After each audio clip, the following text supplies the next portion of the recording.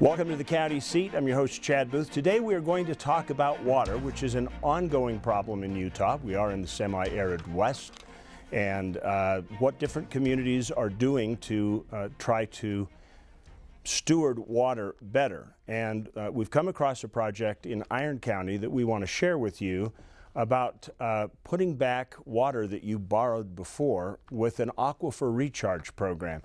Now, that sounds kind of far-fetched or a little bit scientific, but it really is a nuts and bolts practical solution to a problem. Let's find out how it works. Here's Derek Dowsett.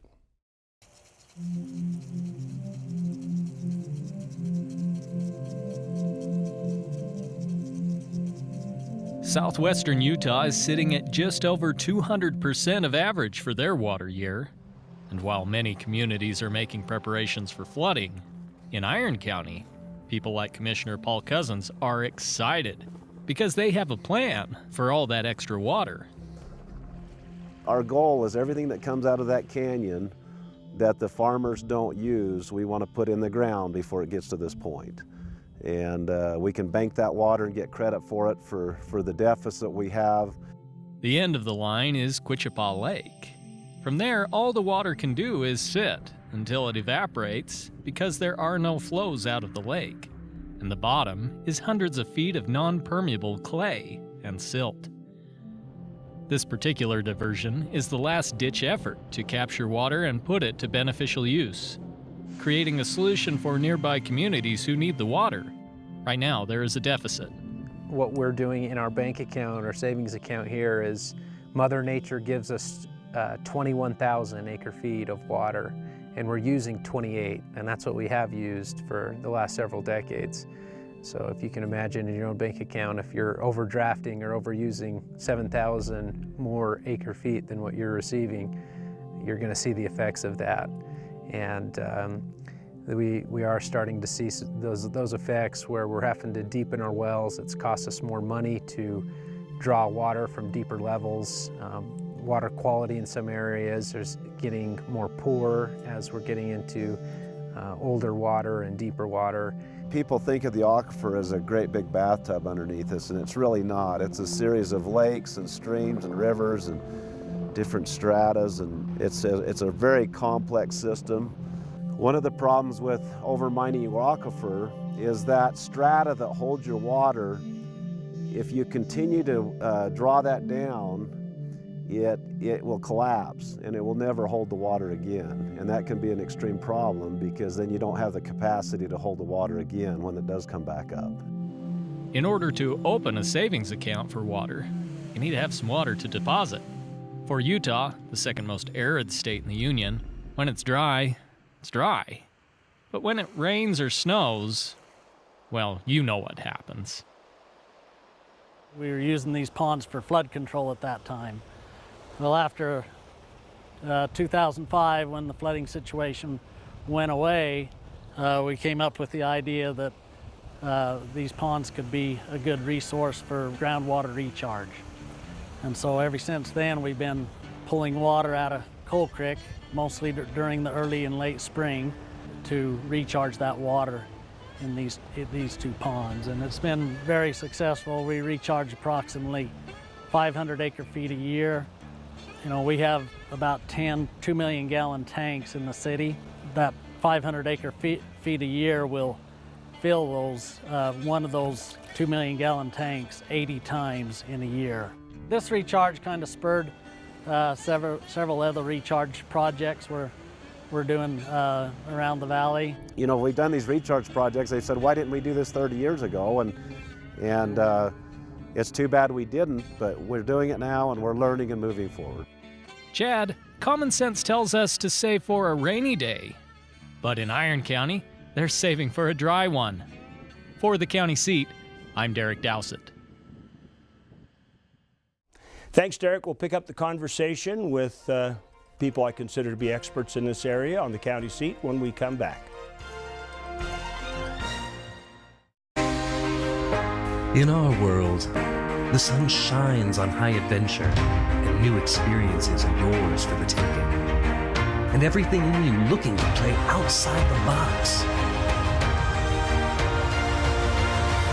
Cedar City, It's time to play.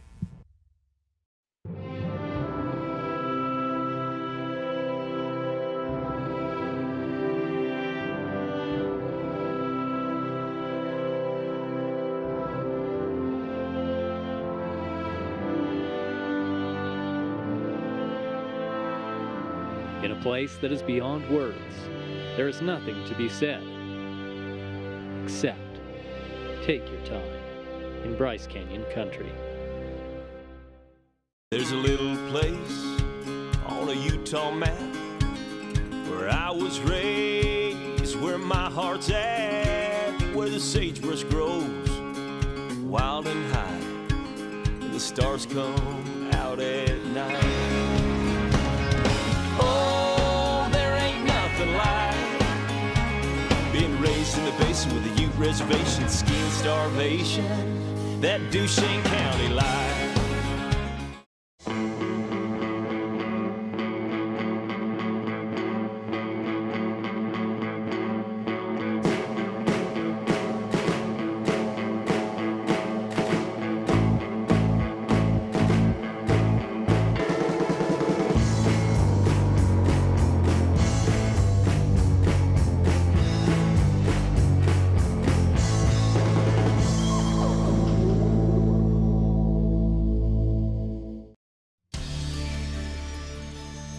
Welcome back to the county seat. We are talking about water or aquifer recharge projects.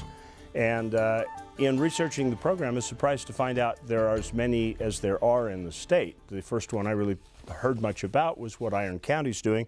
So joining us for that discussion, Commissioner from Iron County, Paul Cozzens, and the state engineer, Kent Jones, who's also the director of the Division of Water Rights.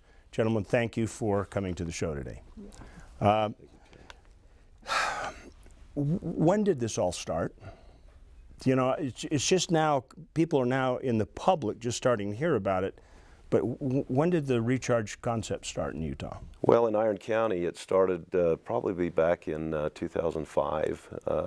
Coal Creek, which is the creek that comes out of our mountain, there in Cedar City, it's typically quite dirty. It's got a lot of sediment in it. And in 2005, our city engineer, Kit Wareham, realized that we had a lot of that water going out to a lake called Quichapa. It's a terminus lake where it's got a lot of clay and it just evaporates. The water's wasted. And so they had done some construction on the airport and left some nice borrow pits along the airport.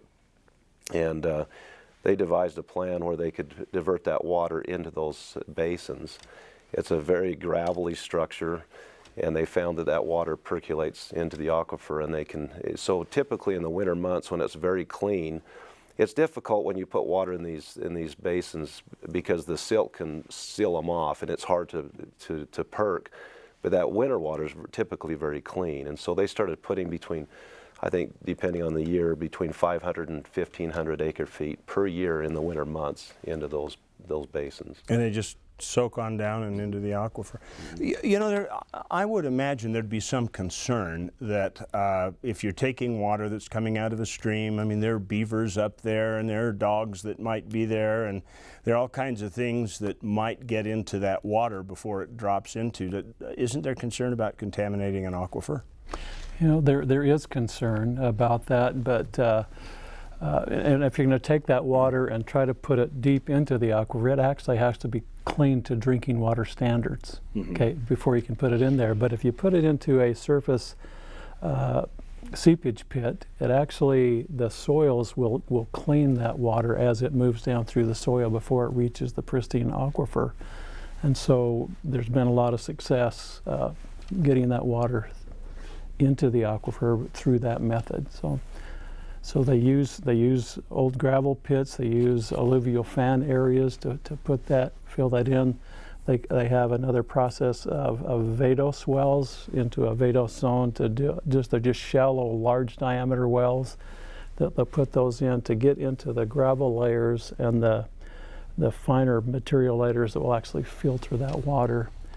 And they have to monitor those too to make sure we're not getting contamination, but it seems to work very effectively.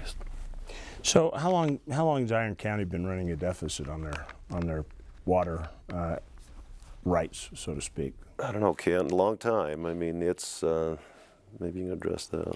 Yeah, the state engineer's responsibility is to regulate water use in the state, to make sure that rights of others aren't being impaired. And we have a lot of surface streams that we regulate. We have river commissioners on that pull head gates and shut head gates when we're running out of water. Groundwater gets a little more complicated because it's hard to shut a head gate off, and the water, one well might affect another well and it might not affect one.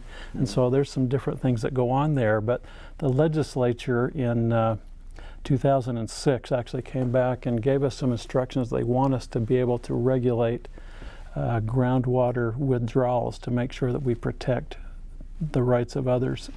Now in Cedar City, the state engineer has approved a lot of water rights. Paul talked about a 21,000 safe yield, 21,000 acre feet of safe yield coming into the basin.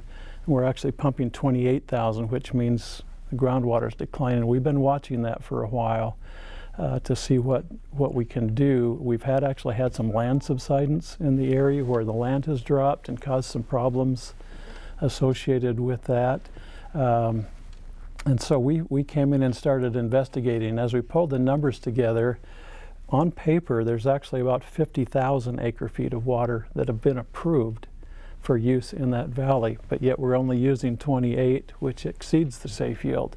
So we're looking at that. We're trying to say, how do we get that in balance? And so as I looked at the priorities of rights as we go back through the history of approval of things, actually anything with a priority later than 1934 probably is going to exceed, if they're all put to use, it's probably going to exceed the available water. So how much do long-term weather patterns have on that impact? They impact the groundwater basin significantly. We've done some studies on the groundwater basin. In fact, we've actually modeled it from 1940 to 2015.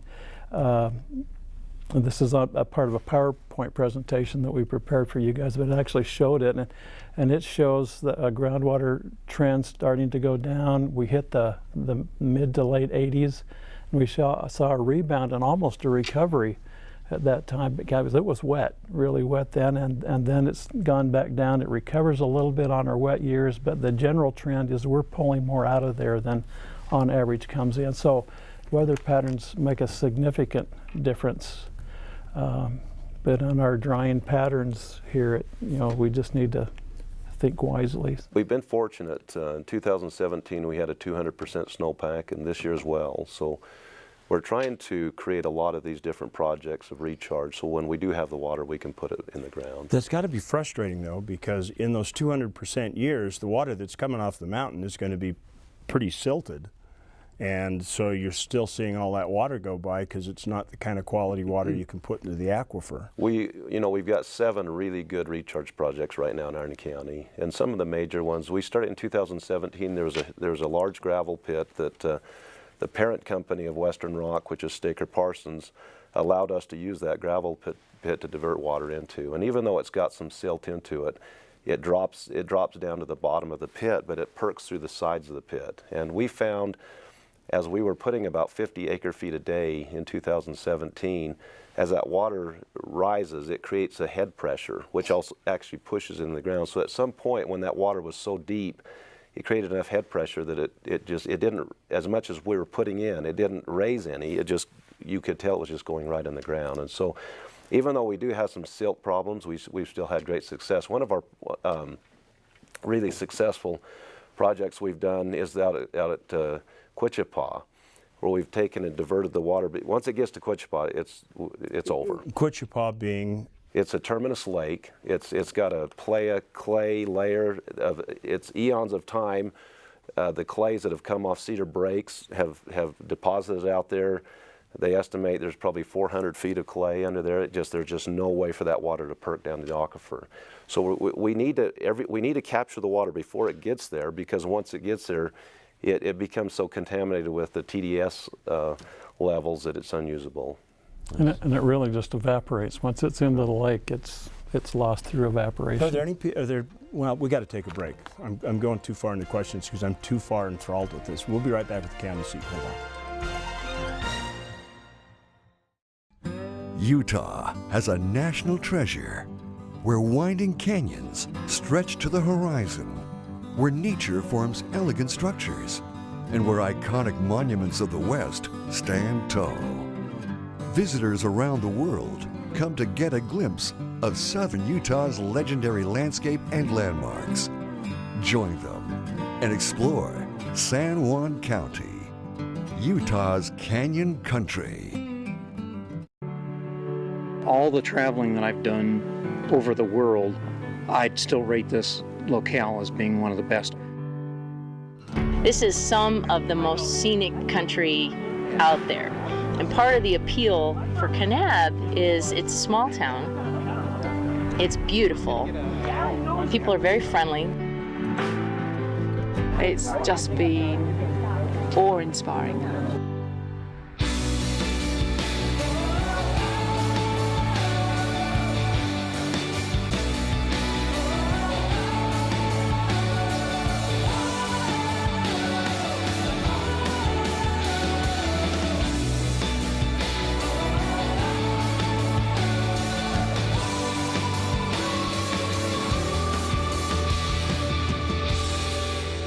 You just couldn't find a nicer place to come.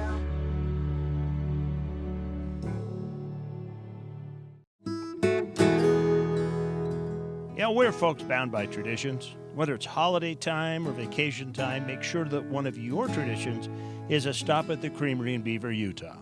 Delicious cheese direct from the factory, ice cream, tasty treats, crafts, and gifts of all kinds. And it's the perfect place to get a bowl of creamy mac and cheese. Start your new tradition the next time you're headed our way. The Creamery in Beaver, Utah. Farm, meet table.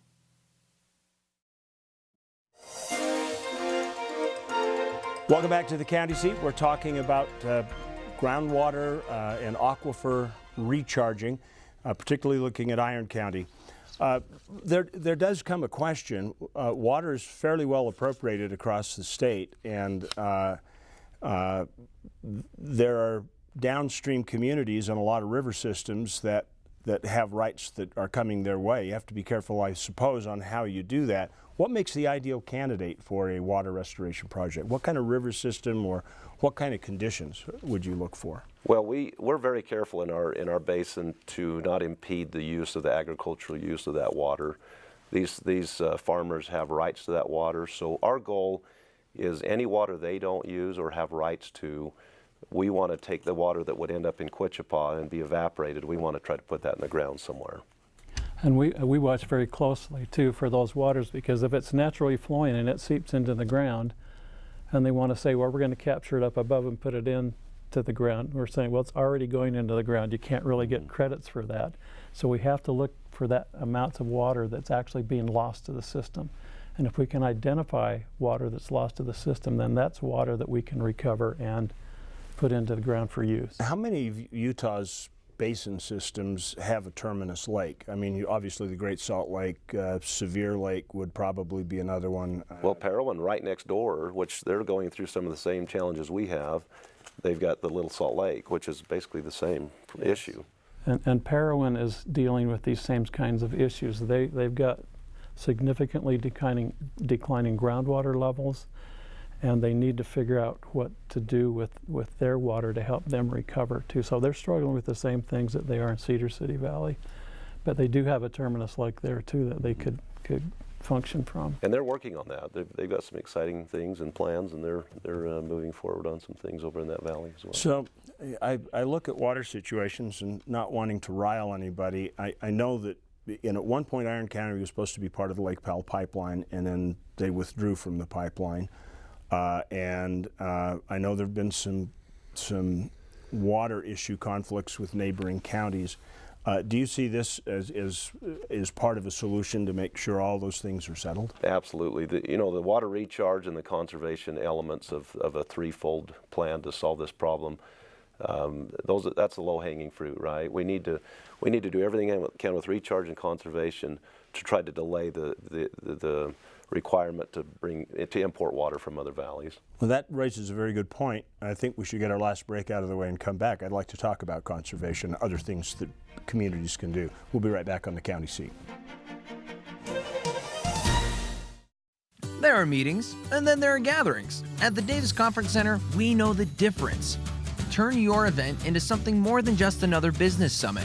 With over 70,000 square feet of flexible meeting space, state-of-the-art presentation amenities, and inspiring architecture, the Davis Conference Center is designed to deliver stellar results in a majestic setting.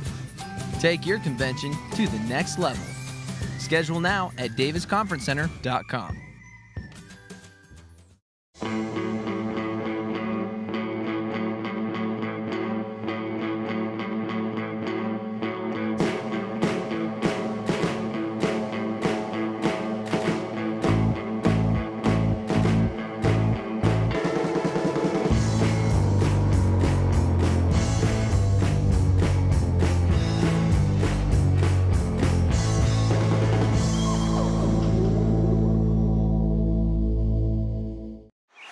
Mountains to explore.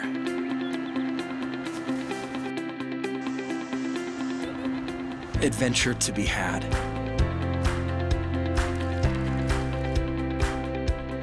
A town to fall in love with. Yes, all that in Park City, Utah. Start your adventure at visitparkcity.com. Utah has a national treasure where winding canyons stretch to the horizon, where nature forms elegant structures, and where iconic monuments of the West stand tall.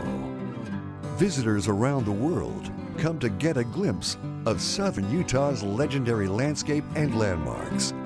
Join them and explore San Juan County, Utah's canyon country. Welcome back to the County Seat, a conversation about water, aquifer recharging and water conservation. And I think this is the place where maybe we'll try and turn. This is a very good project, but I think it only accounts for half the problem, because as you do the math, if you can only take that extra water, because most of it's already allocated, you're not going to have a seismic moving of the needle on water projects. So what are some of the other things that communities need to do to plan for the future? Well, one thing we've done in Iron County is our agriculture is a huge element and heritage, part of our heritage in Iron County. And so we're trying to create programs where we can make them more efficient with the water they do have. They've gone to a low elevation spray application system where they take these pivots where they water their alfalfa, and they drop those heads down closer to the ground and use more of a bubbler action, so it's not affected by the wind and the evaporation. And it does two things. It gets it closer to the ground, and it applies that water under the canopy of the alfalfa, and so it doesn't evaporate as fast, and they actually get better crops. And so where the ag folks are using about 80% of the water in these valleys, if they can conserve or be more efficient 10 or 20%, that makes a big difference in our aquifer. God, you think the heads, as the alfalfa grows, would get, the pivot would get stuck or something. I mean, it works its way through just fine. Yeah, I mean, there are some other things too that even with communities that we need to be aware that we are living in an arid environment, and we're used to big lawns and big gardens and everything, and we just need to be sensitive to the fact that we don't have a lot of water available to us, and we need to use conservation measures to be realistic with the amount of water we're going to have. And for looking at the number of people that are going to be coming into the state, there's some real concern that this limited resource isn't going to stretch as far as people are expecting it to. Yeah, you can always build another power plant, but not another well, I suppose. Yeah. So what are your plans going forward? Is there more water in Iron County to capture and put back into aquifers? It all depends on the year. Like I said, 2017 was a high water year. This year we've got water coming out of our ears. There's a lot of it. We're trying to build a reservoir down before our recharge project at Quichapa. We're trying to build a 40-acre reservoir where we can capture those high flows and save that water and then we can take that water in slowly, because we can only recharge so much at a time. So we can take that water out of the reservoir, it can drop the sediment, and then we can take that water and recharge over a month or two. So if you create a recharge system or ponds or trenches that are feeding into the aquifer, and you don't have enough water and they sit idle with just, you know, bare rock showing, do they become ineffective? I mean, obviously they're not recharging, but could you build a series of them for those high water years and just have them available? Yeah, really, that's something that could be done, yes. And that's what we've done. We've got about 7 really good projects built, and that's the goal, is to have as many of these projects online and ready. So, like 2017, the Western Rock project, we had the pipe laid, we had everything ready, so when we do get the water, we just basically open the gates and away we go, we're recharging. So that's the goal we have, is to have many of those projects ready. And one of the difficult things, again, to keep in mind is that some of that water that would have come off naturally got into the aquifer itself. As it goes through the stream, it seeps in. And so we have to be careful not to give credits for reuse of water that's already going into the ground. So if we're saving additional water and putting it in, so we need to have really accurate measurements on what's happening, and we've talked to these guys and they've been really good about doing that. So, is science at a point where it can do that kind of accurate measure? I mean, when I think of an aquifer, how do you figure out how much of the aquifer is depleted? So we've worked with the state with data loggers. We're actually measuring every location where we're putting water, and we're installing SCADA technology where we can in real time pull up your smartphone and tell what's going in the ground right then.